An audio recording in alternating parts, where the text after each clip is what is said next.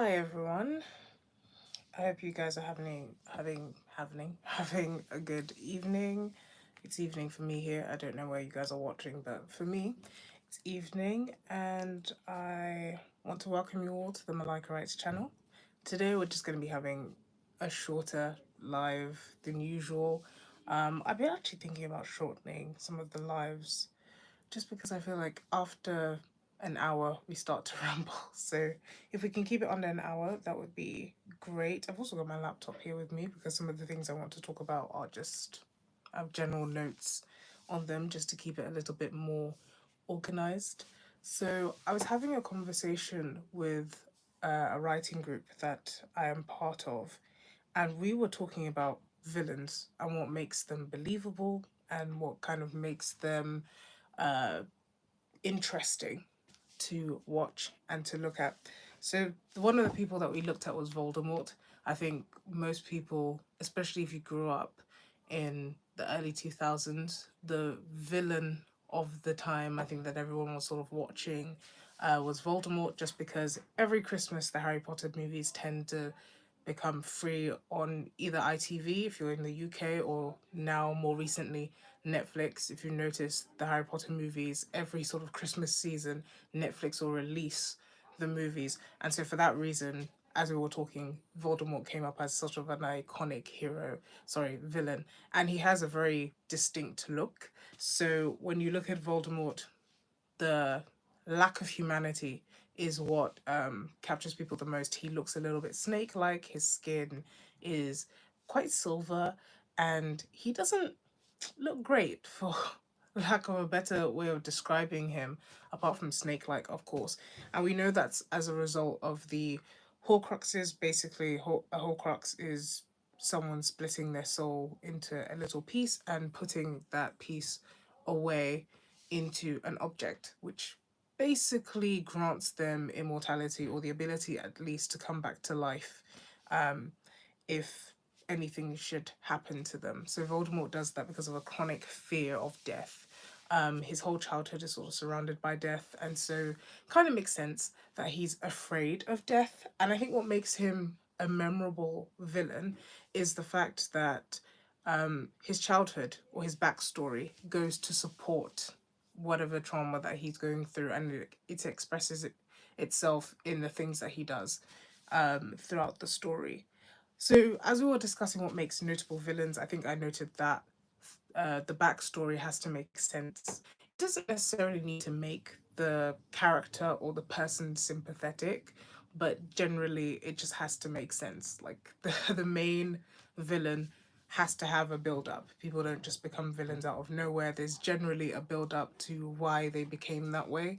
And so, as we were looking at Voldemort and sort of just after we got past making fun of his expression, hi, after we got past making fun of his facial construction after his resurrection into a body in the Goblet of Fire, we sort of looked at, okay, what does make a villain memorable? And Voldemort is one of those villains that is memorable, not just because of his looks, also because he makes a habit of going after a child. So Harry gets thrust up into the battle against Voldemort at a very early age when his parents are murdered, and Voldemort fails to murder him as a 1 year old child. So that's sort of how Harry Potter gets introduced to his story. Hi, Nikki. But yeah, so as we were discussing it, I was just like, backstory matters. For those of you who are not necessarily familiar with Harry Potter's or Voldemort's rather backstory, he is a result of a very odd pairing. I think some of the things that are overlooked in the Harry Potter story is just how messed up Tom Riddle's background is. First of all, his mother is a product of generations of incest, and his father was a Muggle. So, contrary to a lot of Voldemort's ideologies, he himself is not a pureblood, and his mother essentially assaults his father. She kidnaps him, drugs him, and keeps him well, drugs is a way of saying that she casts a spell on him to take away his free will, basically. Um, and for that reason, Tom Riddle is born out of that. And after she becomes pregnant, she releases him from the spell or love potion, thinking that okay, by now he'll probably stay because of his son, and he books it. He does not stay. So she is forced to give birth in an orphanage, and Tom Riddle Jr. is born in that orphanage, and his mother dies, and he's raised there. He's different from the other children. There's that sort of thing of not belonging, that sort of thing of being the outcast, and he becomes very vindictive as a child when he discovers his magical powers and things like that. Um, so yeah, generally his story, his backstory, his chronic fear of death, it all ties into his backstory and makes him a more credible villain. I think the only downfall is the fact that he's constantly defeated by a teenager, which I think takes away a little bit from how scary he might have actually been. We do see him kill Cedric Diggory in the fourth novel, but overall, as Harry is able to like continuously defeat him at every turn, it sort of does again take away from it. But then again, the Harry Potter series is a children's series, so it's not meant to be taken completely seriously. Like it's not supposed to be dissected. And I know that in recent times, J.K. Rowling has not been the favorite of the book community, but I think her contribution um, to the book community has been well enough that I think we can still talk about her works without necessarily bringing in what her politics or anything like that. We can still acknowledge that Harry Potter was a vastly successful series. So, Vaxo, yeah, you can ask whatever question you would like to ask, considering, just general rules, be respectful when you're asking a question. But yeah, generally you can ask whatever question you would like to ask. Tridge, thank you. That's quite sweet of you to say. But yeah, carrying on with what I was talking about, villains. I think another really memorable villain that it's actually quite a timely conversation to have a talk about this villain because the Rings of Power series is coming out, and well, season 2 is coming out because season 1 we have spoken about it a lot on this channel. Season 2 of The Rings of Power is coming out, and the villain of the series is obviously Sauron. And he is the villain of the trilogy, which is quite beloved by Lord of the Rings fans. So I think talking about him is sort of timely. And what makes him a successful villain? So I think the first thing that makes Sauron a successful villain is, like I mentioned with Voldemort, the backstory. Sauron was once a Maya. There are videos that explain his backstory a lot better than I possibly could, but I'm just gonna make an attempt here from the top of my head. Sauron was a Maya who worked under one of the Valar, Aule, who was sort of in charge of constructing things, building things. That was Aule's whole ammo. And so Sauron used to be the Maya under him, and for he was seduced by Melkor, who was the big bad villain in the Silmarillion, which is the prequel to the trilogy and everything that comes in it. And it's also where the Silmarillion is where we find the setting for the Rings of Power series, because the story that the Rings of Power is taking and adapting comes from the Second Age, which can be found in the Silmarillion. So Sauron, seduced by Melkor, becomes his right hand man. Melkor is defeated when the Valar come into Middle Earth and sort of uh, finally help everyone and defeat him.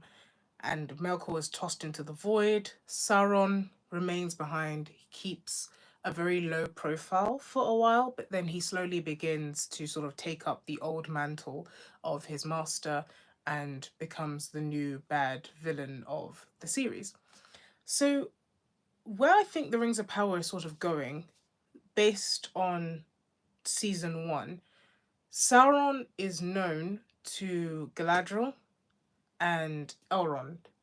and possibly Celebrimbor as the human Halbrand. That is a complete detraction from the original work, but we'll keep going with this theme.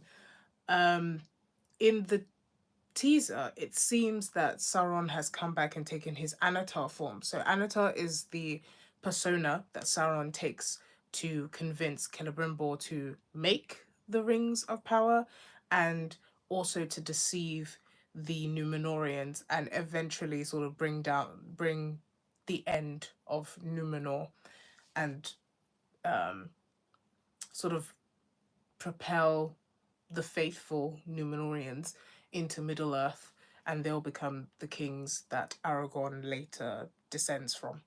So Sauron's whole backstory of, first of all, starting off good, starting off pure, being seduced by power and darkness and everything else, makes him more believable.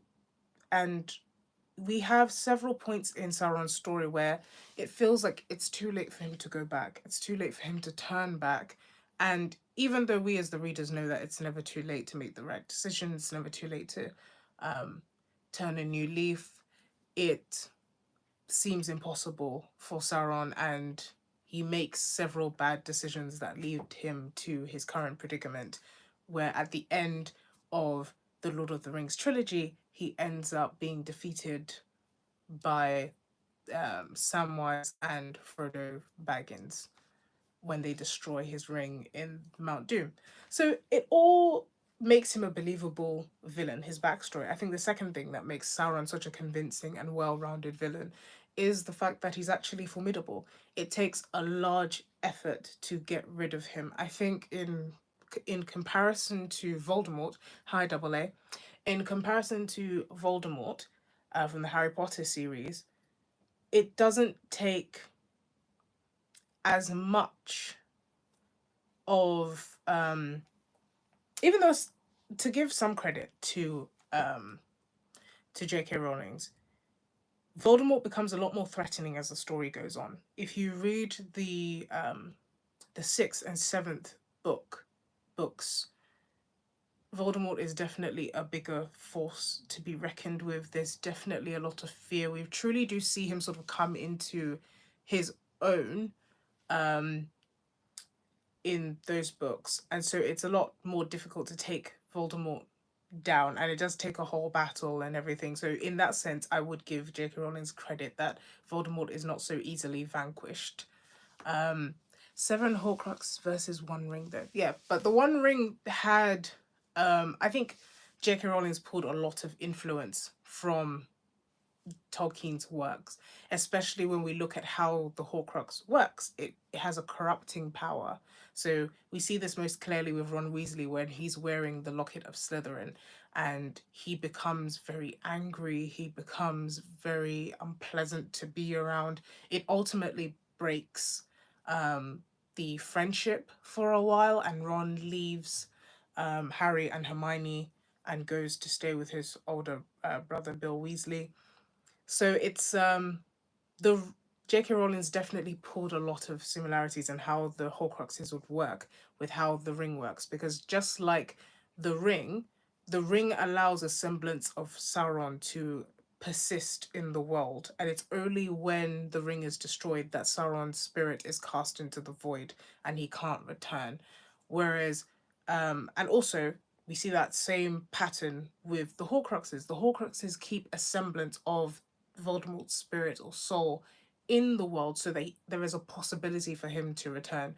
And there being seven of them is just like, imagine there being seven One Rings. um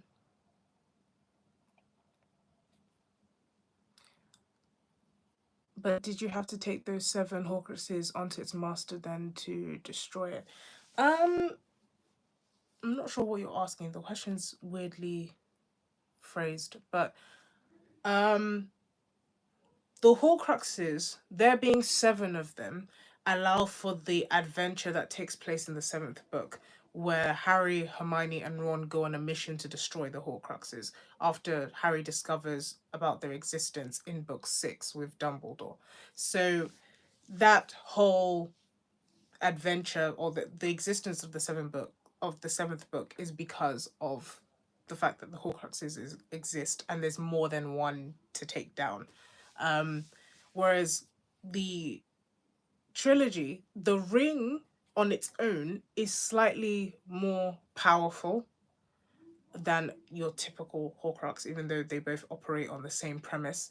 And also, there is just a lot more happening in the Lord of the Rings.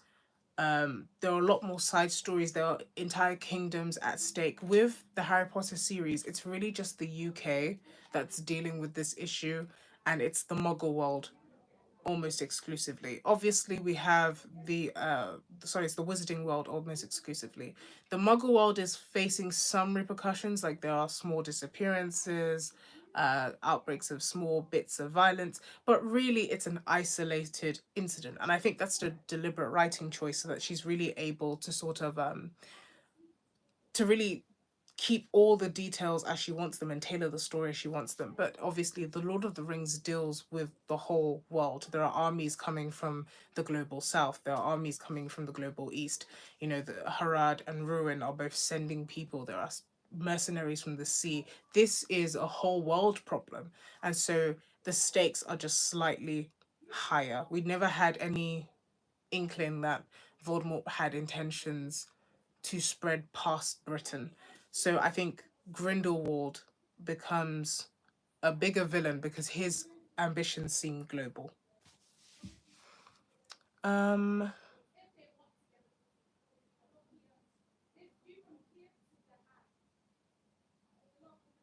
so your question is, I'm saying that the challenge of the ring is that Frodo needs to take it into the land of the evil lord who's always watching and destroy it. Voldemort's Horcruxes are attainable because Voldemort isn't guarding them all at the same time. That's true. Even though the Horcruxes do have guarding systems of their own, they're not so easy to get to. And once Voldemort comes into power in in the seventh book, he does actively start looking to guard them. Nagini, who is one of his Horcruxes, is with him at all times. So Harry literally does need to basically give himself up in order for there to be a chance for Nagini to be killed. Bellatrix is the keeper of Helga Hufflepuff's cup, which is another Horcrux. We also have the Room of Requirement being a sort of guarding system. Um, and so for that reason, we do see safeguards here and there and sort of everywhere for the Horcruxes. And like I said, J.K. Rowling's obviously pulls a lot of influence from the Lord of the Rings. And it's hard not to, because Tolkien is sort of dubbed the father of fantasy. So it's hard to write a world of fantasy without pulling some sort of influence from the person who's done it at such a large scale and has had such a massive impact on how fantasy is written and everything like that. And that's why Sauron tends to be the template for a lot of villains. I think if we're looking at villains who have that seductive element, to some extent, I would say, even though I can't say that Miura pulled a direct influence for Griffith from Sauron. I don't think there's enough evidence to make that claim, but there are similarities in, especially when we look at the Second Age Sauron. Third Age Sauron is a lot more of a distant figure. He's like an encroaching evil. He's not so much. He's like an evil in the background, and that's because he's formless. But um in the second age, he's a lot more involved. He's a lot more seductive. He's willing to be in the action. He's willing to make moves on his own, and that's because he has a body. So he's making human sacrifices in the basement. He's willing to sacrifice everybody. He's willing to get close to people for the express purpose of killing them later on, or using them in some way.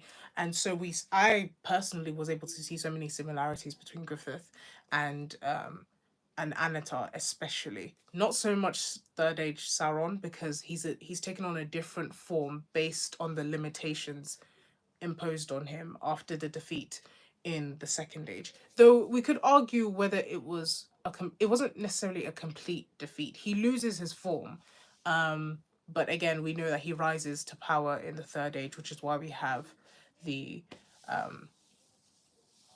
it's why we have the trilogy, that story. What Lord of the Rings character prequel would you like to see? I know that The Hunt for Gollum is coming out, and there's a lot of anticipation around that. I was recently having a conversation with a friend about whether Aragorn would, whether um, Vito would be a good fit to return for Aragorn.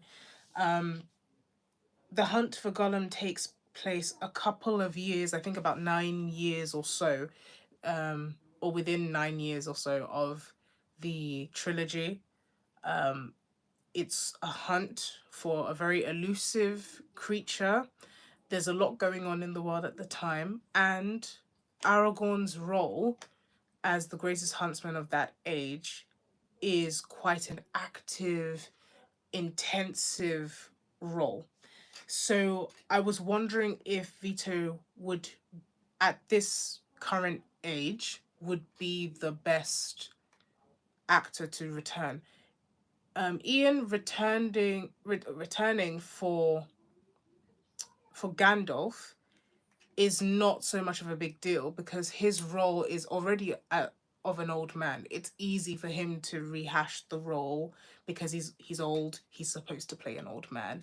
You know, his it's the movements and sort of the action he has to play as an actor are not as intense as a much younger, supposed to be very physically fit ranger. And we know that in the trilogy, Viggo Mortensen really put a lot of energy. He also sustained a number of injuries, and the energy and passion and level of acting is part of what makes Aragorn such a memorable and robust character in the trilogy. Years on, Viggo has aged, and that's not a judgment on how he looks. That's just a fact. He's aged, and um, the character is younger than the point in which Viggo played him many years ago when the film trilogy just came out. So I don't know if it would be a sensible choice to have Viggo play Aragorn again. Would like for the sake of nostalgia, I would love him to come back into the role, but if I were the person casting it, I would seriously think about whether the actor can give the level of performance that is needed. Um, no doubt he would try his best. I think probably no one else knows the role more than he does, but I don't know if he would be great in the role again. Obviously, there's a lot you can do with makeup. There's a lot you can do with prosthetics and all that stuff. And stunt doubles are always there to sort of ensure that the actor can do their bit and the stunt double can do their bit. It's just food for thought, and it's something I was definitely thinking about as I was having this conversation with this friend about whether our desire for nostalgia and our desire for sort of sameness keeps us from having a positive change. I know a lot of people had things to say about Orlando Bloom returning as Legolas in The Hobbit, and it wasn't just about the fact that Orlando Bloom did like it wasn't just about the fact that Legolas as a character didn't need to be in The Hobbit, um, but it was also about the fact that Orlando Bloom looks, even though makeup and everything was great, he looks significantly older than he looked in the trilogy, which was a little bit jarring. So I'm wondering if we're going to have the same thing with Aragorn. Um, Technically, it's 9 years before the unexpected party, not the start of Frodo's quest. Yeah, so that's even further back. And I'm sort of wondering if that puts it a lot further back. Um, the Hunt for Gollum. Even though, actually, is it before Bilbo's party? Because the Hunt for Gollum doesn't really start until Gandalf begins to suspect. I think it's not before. I think it's just a couple of years, actually, a couple of years after the party, or maybe a couple of days actually, because almost immediately Gandalf sort of says, you know what, Bilbo's behavior was odd, so I'm gonna check it out. But like you said, it is earlier than the quest, so even more years, because after Bilbo's party, um, Frodo doesn't go on his quest for at least 30 years. Or sorry, not up to 30 years, probably like 20 years. So, or just under 20 years. So there's a long lapse of time. So I'm wondering if Vigo can still give that sort of performance, um, being significantly older than what he would have needed to be for the role. But you know, if he comes back, I will not be one of the complainers. It is just food for thought. So definitely answering your question, Callie, the hunt for Gollum is definitely something I want to see. Um, if I had to, also prequels, I've always wanted to have Feanor's story adapted to screen. It has always been something I've always wanted to see. I've wanted to see his sons.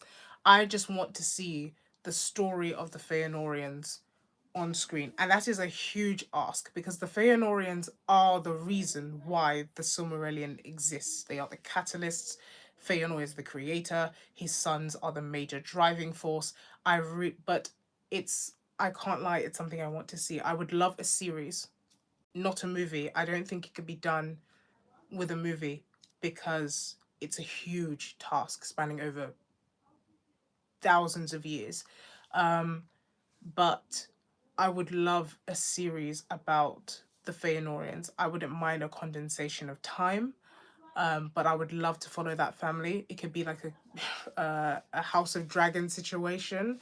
I would love, obviously not with the same sort of vibe because it's two different worlds operating. But I can't lie, the Feanorians are like the Targaryens in the sense that they are extremely violent. Their history is robust and brutal. Um, it starts with violence. It starts with tragedy. Muriel, Feanor's mother, choosing to die, and that starts the entire conflict. They are the catalyst for the entire, for everything that happens. Feanor and his family are literally the reason why everything happens. Um, so I would love to see that adapted to screen by someone who loves the the books, by someone who understands the history, by someone who has a deep passion for the story. That is what I would, that's the character, those are the characters that I would love to see on screen. I think it would be mind blowing. I think it could possibly be the best thing ever adapted to screen, but only if it's done by someone with a true passion for the text. Otherwise, it just becomes another disappointment, really. Um, did Gandalf send Aragorn to the Prancing Pony just in case he didn't make it there? I don't think he sent him there because Aragorn mentions that he was away. I think there was some sort of plan to meet up. Um, and so Gandalf knew that Aragorn would be around because I think there was an understanding that they would meet up, and they and Frodo, Samwise, Gandalf, and Aragorn would make their way to Rivendell. But obviously, that is not how things turned out. So I don't think Gandalf sent Aragorn a message. I think he just knew that they would be around. And I think Aragorn had also heard that Gandalf was not with them from um, the elves and the messages that were going around. So Aragorn had cause to worry and acted on it, which is lucky for them. They've got great de-aging tech these days. I'm sure they'll use it. It'll have a big budget anyway. Like I said, I wouldn't be mad. I wouldn't mind if Vigo were to come back and take on his role again. But like I said, I am of the mind that change is welcome. Change is not always a bad thing. and if done well, it can propel us into more. So,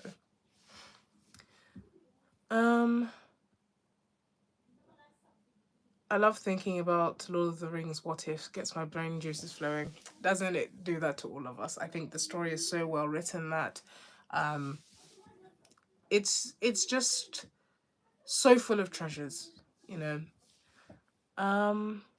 Let's see. Hi, Scott's Thinker. Thank you for joining us. Your presence is always appreciated. Before you got here and before we started going about Lord of the Rings, I was talking about villains and what makes them believable, what makes them sometimes likable, but most of all compelling. And we mentioned that backstory was one of them. Also, having or posing a legitimate threat is another one. Otherwise, it becomes very hard to believe your villain or to actually, and it affects the way we perceive the hero as well. Your hero is only as credible as your villain. If your villain is not threatening, there is no need to worry about your hero. If your villain doesn't actually give the hero some stakes, there's no need to be emotionally invested, and that is what makes for that's a sure recipe to get the audience desensitized and to get the audience emotionally uninvested in your story, which is never a good thing.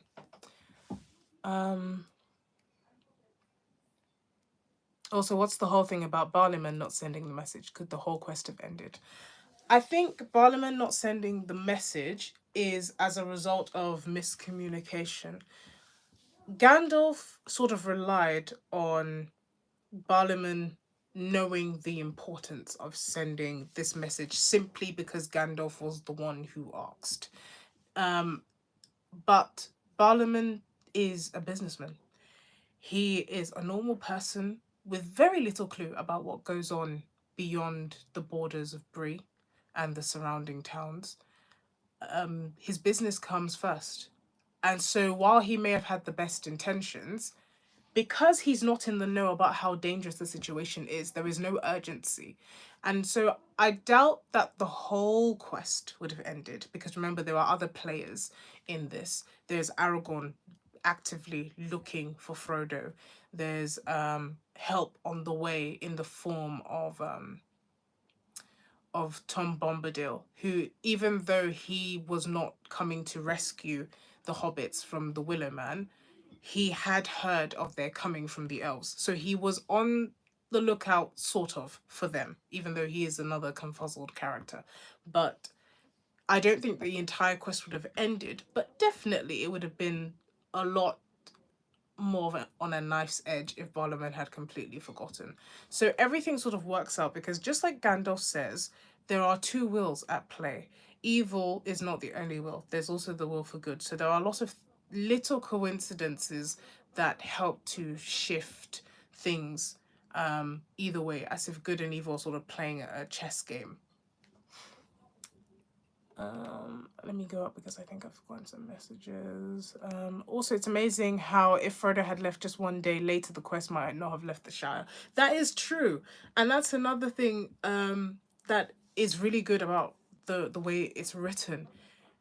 We don't necessarily know that at the time that Frodo is leaving, but even though we have some clue because the Black Riders were already in the Shire and we hear them talking to his neighbor, but it raises the stakes, it makes it even more tense because we know later on the full story and we come to that realization that, wow, just a day later could have ruined the entire thing. Sauron would have overthrown everything. So it's very good writing. I literally watched a film today that involved a cat named Frodo. That's very cute. I know I once met somebody who had named their dog Bilbo. It was a German Shepherd and it was very cute. Who do you think is a poor example? Who's a good example of a poor villain? Okay, a good example of a poor villain.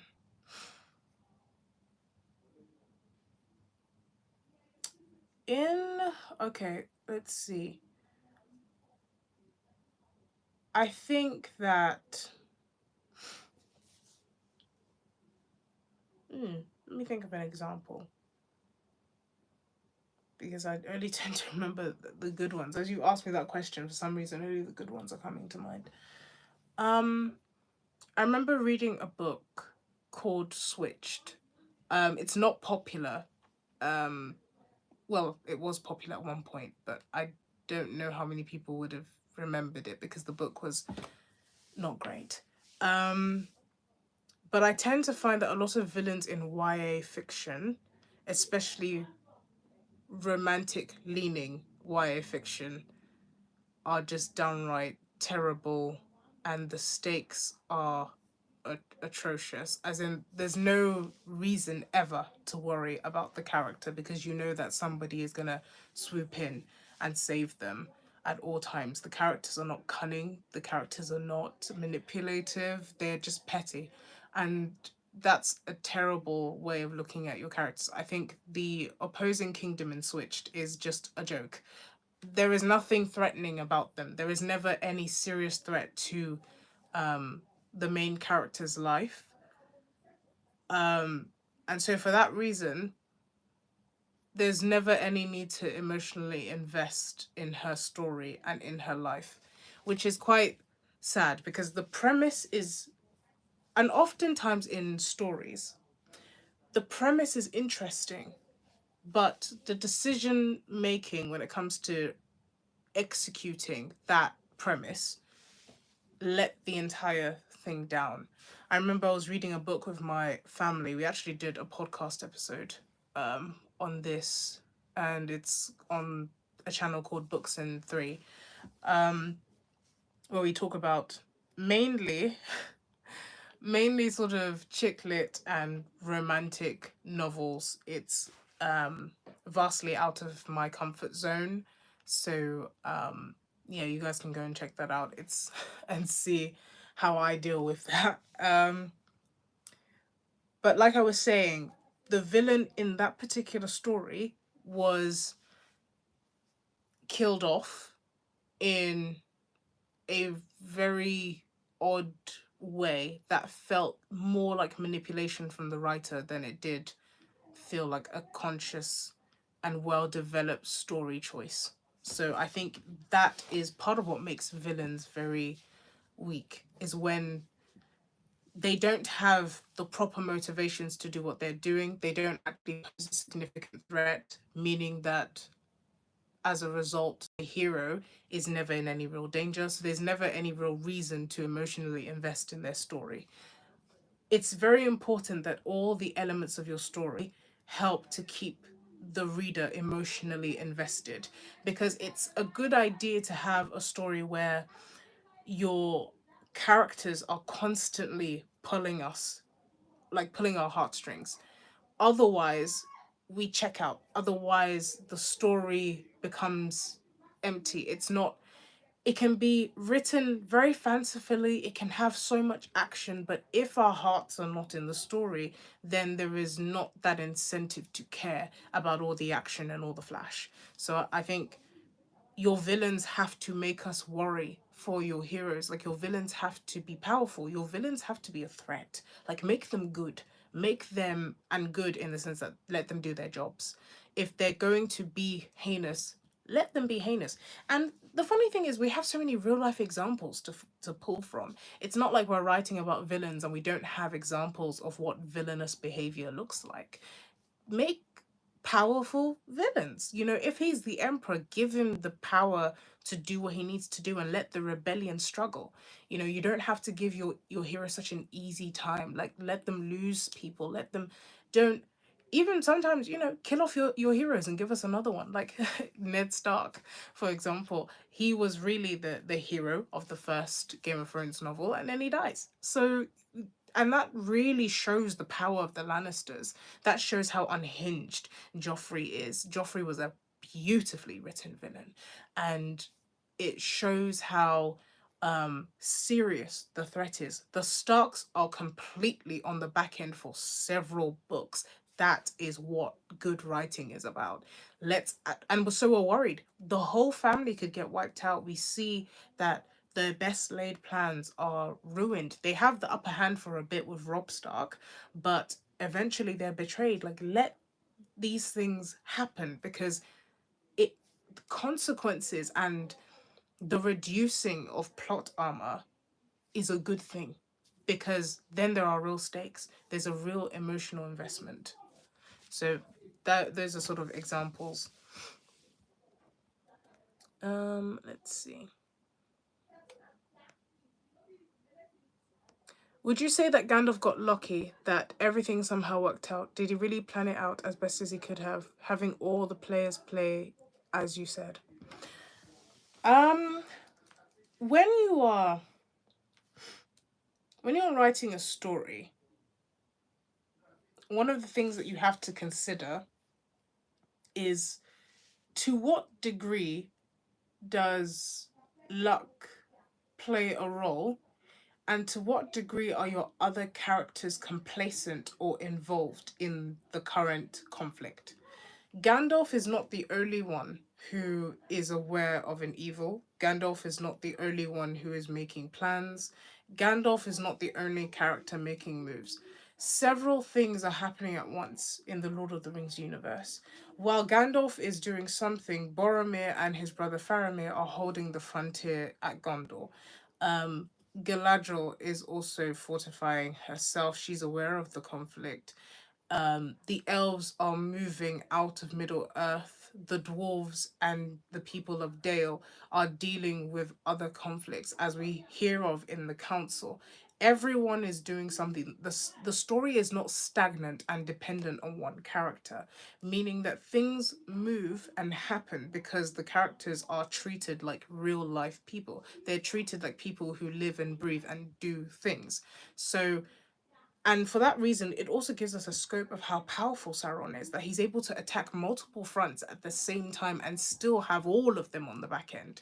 So all of these things come together. And remember that it's not just Sauron who's doing things, the Valar are also doing things. If we've read the Silmarillion, we know that Erendil is flying over the whole place.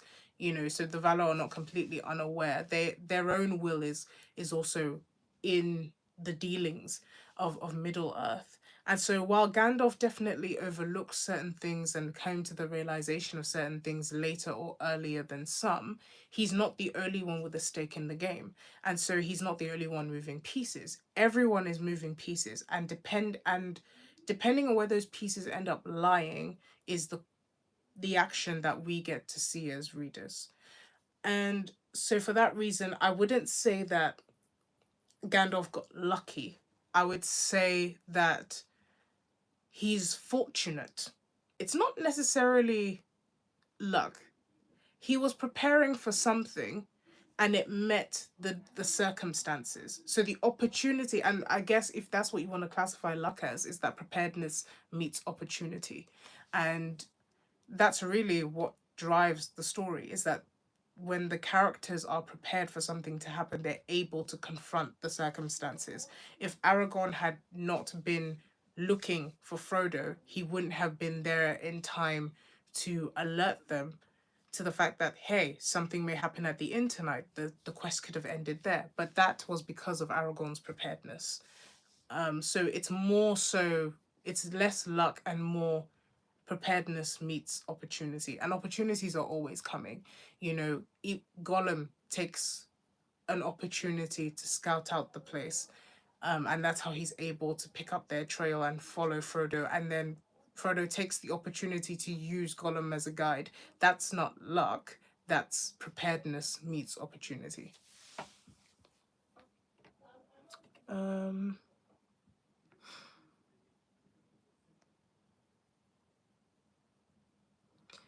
In Tolkien's Legendarium, both free will and divine interference are harmonized. Despite what characters like Bilbo would perceive, Gandalf, an angel, reminds everyone that there's a reason for everything.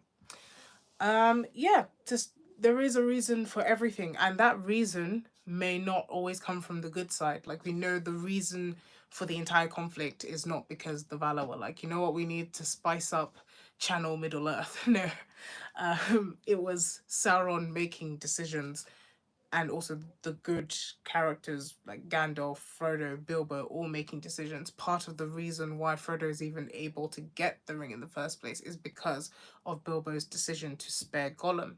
Part of the reason that Frodo makes it to Mount Doom is because Bilbo spares Gollum. He has a guide to guide both him and Samwise there. And because Gollum attacks him, he's able to come out of the influence of the ring enough to fight Gollum. You know, that so the ring also in some way plays into its own demise because it has Frodo hooked on it.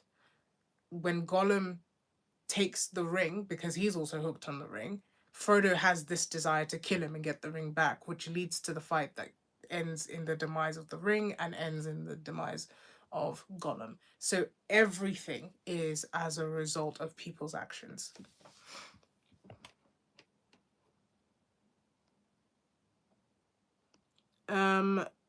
Yes, Callum, I am in a podcast with my mum and my sister.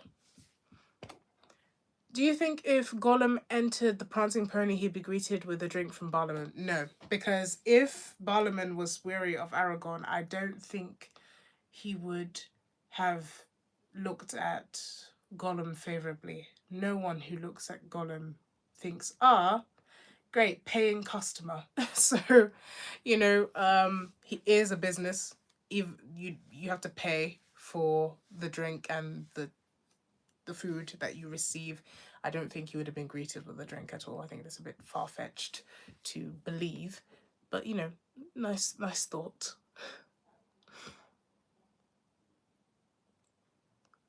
In terms of YA, there usually isn't enough of an emphasis on villains to feel particularly threatening. They show up every once in a while and are easily bested by an arrogant teenager. Tragic.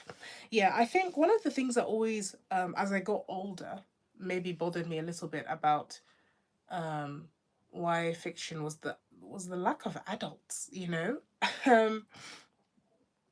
I am a private tutor, so most of the people that I teach, even though I do teach adults and young children, but most of the people that I teach will be young adults and teenagers. I would be incredibly worried if the fate of the world rested in the hands of said teenagers, because you have never met a more irrational group of people. You have never met a more careless group of people, a more dysfunctional group of people than teenagers. I was once a teenager myself. I could not be trusted to make certain decisions. And so I find it hilarious that most YA fiction books rest on the premise of a teenager taking on the role that an adult is the only person that should be trusted to take on. So, and that to some extent is why I like a lot of things like Sleepy Hollow with the detective element, Xena, the Warrior Princess, as I've mentioned several times on this channel. Grimm. Grimm has my heart because it attacks so many elements of just fiction that I love. I love true crime, I love fantasy, and I love consequences. So that sounds really vicious, but I love when a story adheres to some extent to real life. So yeah, that's why I love, and I love like the whole detective element, solving mysteries. And part of reading a lot of fiction is that supernatural elements tend to get away with a lot of stuff for no reason. And so I like the policing of them. I like the fact that people can still strike fear into your hearts even if you have like superpowers and stuff. I find the concept beautiful. So and I definitely agree. I think because of the audience and the demographic of of most readers of YA fiction, the desire for the writer to want the audience to see themselves in the character plays a part into why these novels are written that way, and why the villains tend to be so weak, because it wouldn't make sense to alienate the audience by making them feel like they couldn't also um overtake or defeat this challenge. But that being said, there are some YA novels that I really like. The Ranger's Apprentice, for example, the Lord Lost series by Darren Shane is another great example of sort of young adult YA fiction that was really good. Um, so I'm not all critique. I do have some praise. I've mentioned on my channel Buffalo Soldier. Um, any book really by Tanya Landman is really good. Features quite young people, but definitely inspiring. You know, if a character is able to take on a certain evil or able to deal with a certain conflict, it's because they've earned the ability or they've earned the skills to take on that challenge. So definitely, um, it's not that I'm against teenagers taking on the responsibilities of adults in fiction.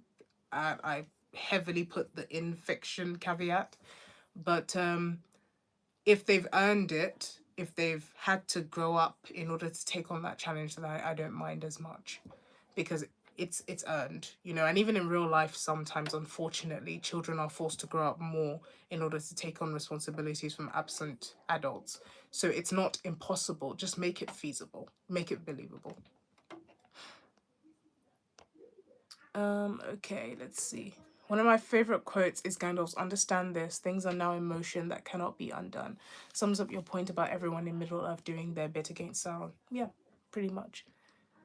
Also, if there's even the slightest hint of romance, that becomes the main focus, and almost everything else falls by the wayside, even if it's not supposed to be a romance.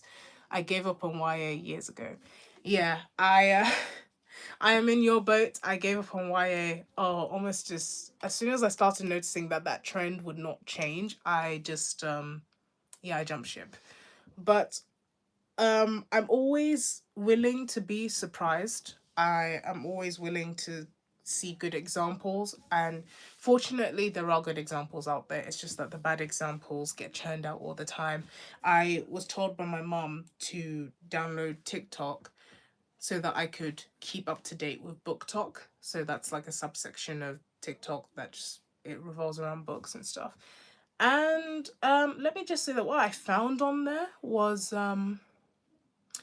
disturbing, to say the least. And so for that reason, I said, you know what, I will be leaving Book Talk and not returning, because the books on there were not only very poorly written but were downright pornographic. So they didn't make very compelling fiction. They were disturbing most of the time, and I think I've done maybe 2 videos briefly touching on why certain tropes annoy me. I think I did a whole video on certain tropes that annoy me, and that's one of my older videos. You guys can go and check it out if you need a refresher. But yeah, jumped the YA ship years ago, but always willing to find good examples if anyone wants to recommend any that you think are worth reading. Let's not forget how Merry plays his part. If he didn't know about Buckleberry Ferry, then the quest could have ended there. I love how Tolkien writes every character to do something that saves the quest. Yes, because it's very important that everyone plays a role. You know, even Fatty Bulger plays a role by raising the alarm in Buckland, and so the riders are sort of waylaid in that sense, and the Shire becomes a little bit more prepared for the scoring of the Shire, even though, you know, they're not entirely successful, but, you know, just that little bit more prepared. What is the name of the podcast? I didn't quite catch the name of it. It's called Books and Three. The podcast was created by my mum, myself, and my sister. It's it's my sister's book club that we just decided to start filming. We've got 1 episode up there, and hopefully more to come when we're all together. in one place. You know, even though we all live together, our schedules are vastly different. So it's just something that we're kind of doing. If you want to join in, you can join in. Like, the more the merrier. So we're just, and also I think the way we're doing it, we're trying to get people to go and read the books. So we're trying to do it in a way that obviously doesn't, you know, steal from the writers, respects them, respects their work, but we still kind of give our honest opinions. I think everyone on my channel knows my stance on romance in general. So I tend to be more of the cynical voice. But my mum and my sister are great lovers of romantic fiction.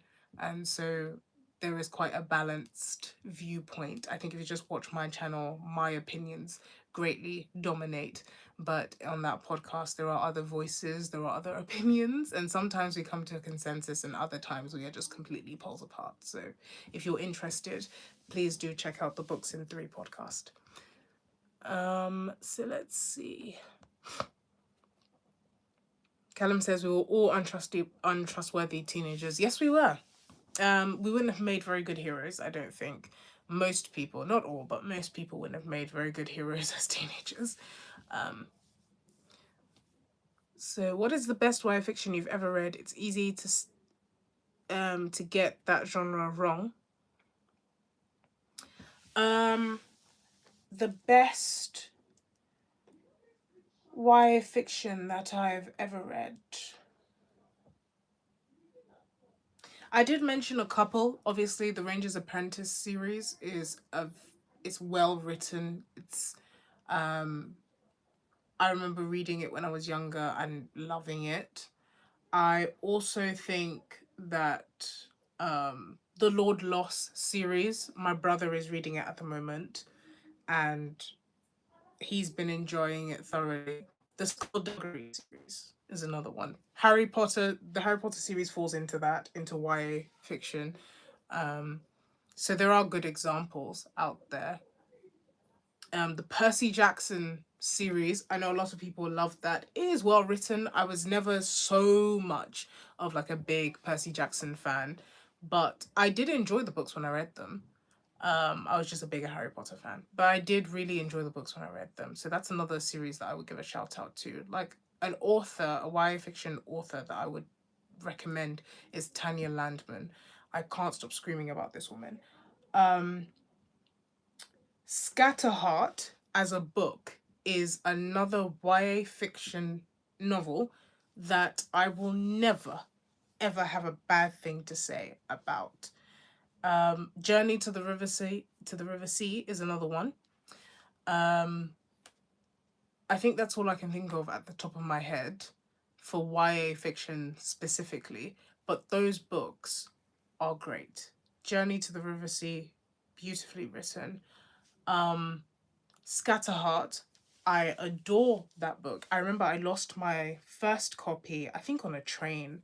I think I fell asleep or something like that after coming back from school or something along those lines. No, actually, it wasn't that I was coming back from school. I think I was coming with my brother back from his school, and I fell asleep on the train because I never needed to take a train to school, so I was picking up my brother, and I fell asleep on the train, and as I got up to leave because we had gotten to our stop, I forgot the book, and I only realized it then. I was so upset because I loved that book.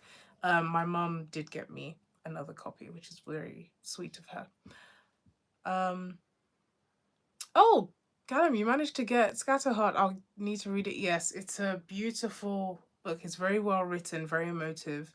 Um, the main character by no means is a saint, but I do think that she has a lot of spirit, you know, and she earns it. It's not something she starts off with, you know. She has a very good arc. So I like that about it, and she's put through her paces, which is another good thing. So I'm just going to round off because we're getting to that lovely hour in about a minute. And I don't want to make these live streams too long. So just to round up about what I was saying about villains. And I think we've stayed more or less on track this particular live stream, which is a good sign.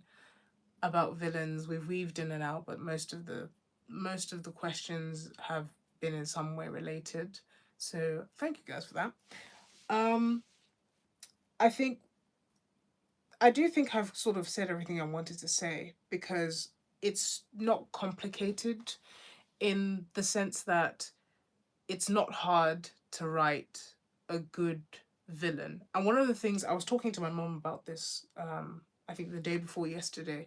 One of the things I've realized about writing a good book is that, first of all, it's a lot harder than most people think. So I don't want to bash people's novels too much because it is a very daunting task. It's a lot. I don't think it's hard to write. I think anyone with who reads a lot can be a good writer. But being a novelist involves a lot more than being a good writer. Being a novelist involves a lot of good decisions, whereas being a writer means that you can just put a couple of like pretty pages together. You can string some nice words along, and it can sound nice and entertaining and all that. But being a good novelist or good storyteller um, are sort of different things, because anyone can tell a short story. Like, you can gather people, tell a story that's entertaining. It doesn't have to necessarily make sense all the time, but so long as it captures the interest of most of the people watching you, you've basically achieved your task. But being a good novelist is about a series of decision making that is almost airtight and rounds up well, achieves a purpose, keeps the interest of the reader, keeps the emotional intensity throughout, and essentially just works. Everything works. All the decisions that you make come together to work nicely and make the book memorable. So that's the first thing I've definitely realized. Is that being a novelist is a lot harder, and it's different to being a good writer, because I do think most people can be good writers so long as you read enough. Um, like James Baldwin said, read, read, read, and when you can no longer read anymore, write. I think if you read a lot, you will be a good writer, because it's just read and practice. But to be a good novelist, to create a body of work, it takes a lot more than just being a good writer. So that's the first thing I've realized. And the second thing I've already mentioned is that being a good novelist is about the decisions that you make throughout the novel.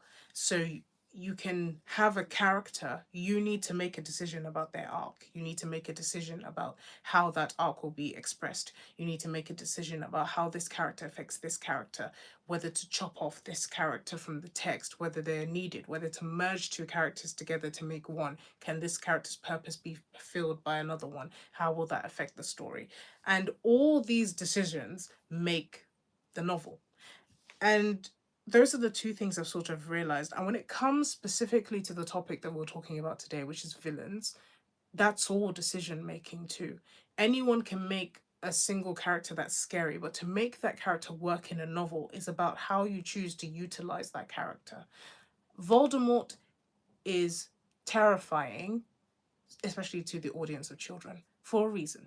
So I think it's about the decisions you make. And so long as you keep in mind the character's purpose and what you want them to achieve, it makes that decision making process a lot easier. But I definitely do have a, maybe, I've always respected novelists, but maybe a new found or greater respect for people who are able to pen a novel, because it's not as easy as one would think. Um, yeah, thank you, Callum. So I wish I had your tenacity. Callum says that I can make long live streams all night long. Well, I wish I had your tenacity and your space. But until I move out, I have to be considerate of the people who live with me and who definitely don't want to hear me talking as they try to sleep. So thank you all so much for coming to this live stream. It has been a pleasure. I've really enjoyed myself. I hope that you guys have too, that it hasn't been boring for you. But feel free to comment your thoughts in the comment section of this live stream when it comes out. And yeah, have a wonderful evening, guys. Um, it's been great. So Callum says that he could make a live stream. Um, after this to keep the party going, that is your prerogative. If you wish to, that would be great.